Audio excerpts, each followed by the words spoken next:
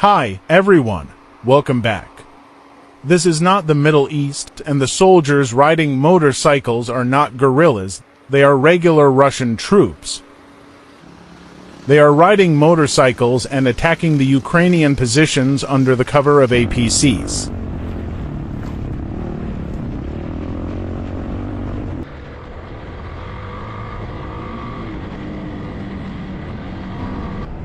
As for the explanation of using motorcycles to charge the positions, the Russians said it was to increase the flexibility of tactics and effectively reduce casualties. But to be honest, this attack looks more like an exercise. Like previous videos, no Ukrainians can be seen in this video. After the APCs came to a stop, the soldiers began to land and marched towards the position with heavy steps. Judging from the way the video was shot, this was indeed a motorized offensive exercise.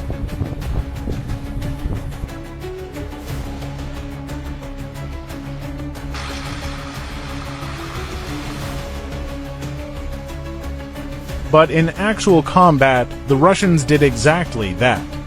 In this video, you can see soldiers riding motorcycles and charging at positions. Yes, it's crazy. Soldiers riding motorcycles and charging at positions from the front are usually only seen in movies. Now, the Russians have made it a reality, but most people would think. The reason why Russia uses motorcycles is because they lost a lot of heavy equipment. This also means that they also lost a lot of soldiers, although Putin said that they lost nothing in the battle. As we all know, before the war between Russia and Ukraine, Russia was the world's second largest military power with strong military strength. It is widely believed to have the largest number of tanks in the world.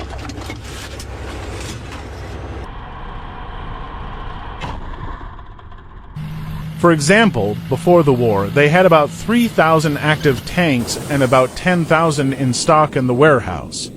Although most of these tanks are products of the Soviet era, it is undeniable that their number is indeed huge.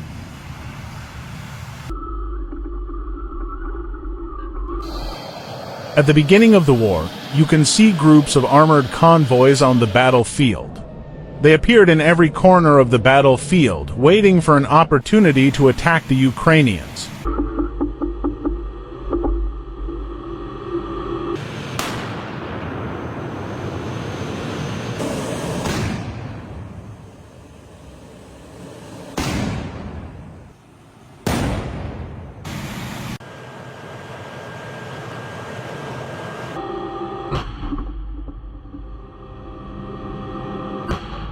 But as the war progressed, the Russians slowly lost their advantage.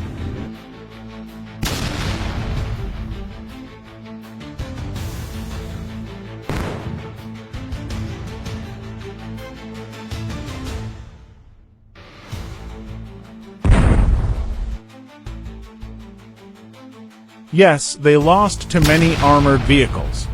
On the modern battlefield, the emergence of drones has changed the situation.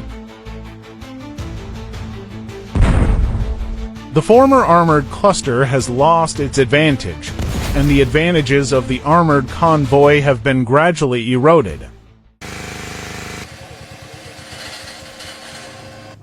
Although the Russians tried their best, such as adding protective nets to tanks and APCs, as well as drone jammers, but they still couldn't escape the attack of drones. Because once you set foot on Ukrainian soil, you have to pay a price.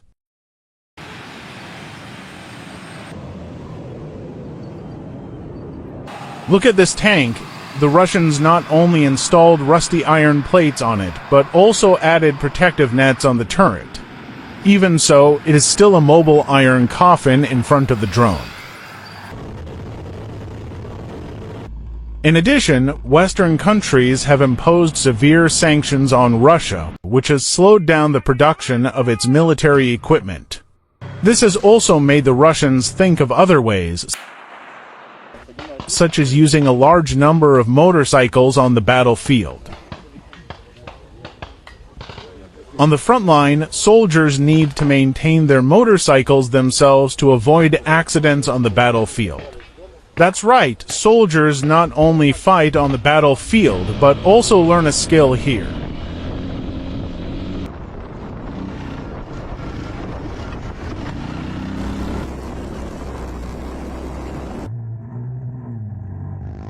The Russian army uses a wide variety of motorcycle models. You can see soldiers charging on motorcycles of various colors and styles. They look like they were picked up from a scrap recycling plant. This was a scene that no one could have imagined at the beginning of the war.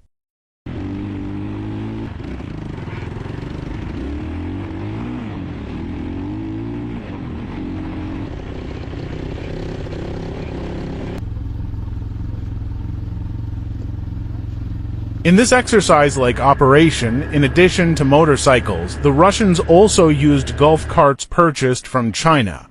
According to Russian news, they purchased more than 1,000 such vehicles in total. Incredibly, this open-top vehicle was not used to perform logistical support tasks, but was directly deployed on the front battlefield.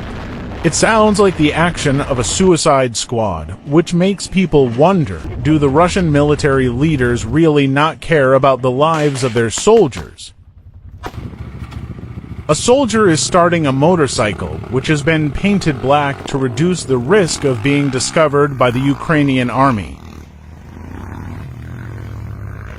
In addition to carrying out attack missions, these motorcycles are also used to transport small amounts of supplies, giving full play to their flexibility and mobility.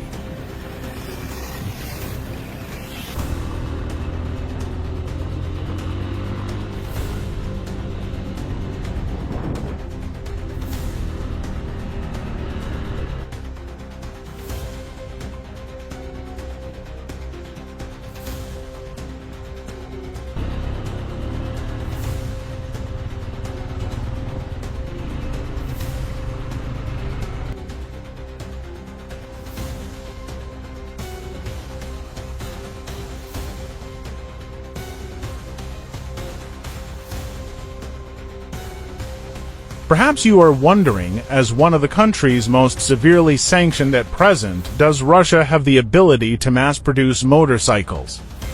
The answer is that they are indeed unable to mass-produce them on their own, but they can make up for the shortfall through other means. This is a scene in a private warehouse, where workers are assembling motorcycles imported from China. After the vehicles are assembled, they will be donated to the Russian army for use.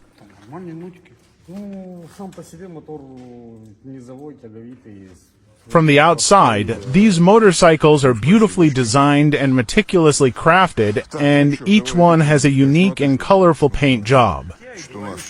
However, despite their impressive appearance, once they are sent to the front line to perform missions, their exterior will be painted black. In addition, all-terrain vehicles like Transformers have appeared on the battlefield. This kind of vehicle, which is usually only seen in amusement parks, has now been brought to the harsh battlefield and undertakes important tasks.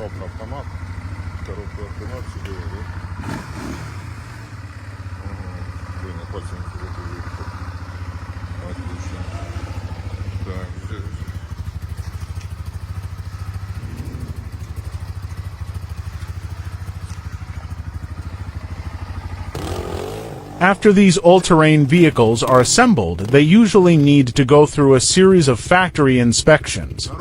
In short, workers will personally drive the vehicle for a short test ride to ensure that all functions of the vehicle are operating normally.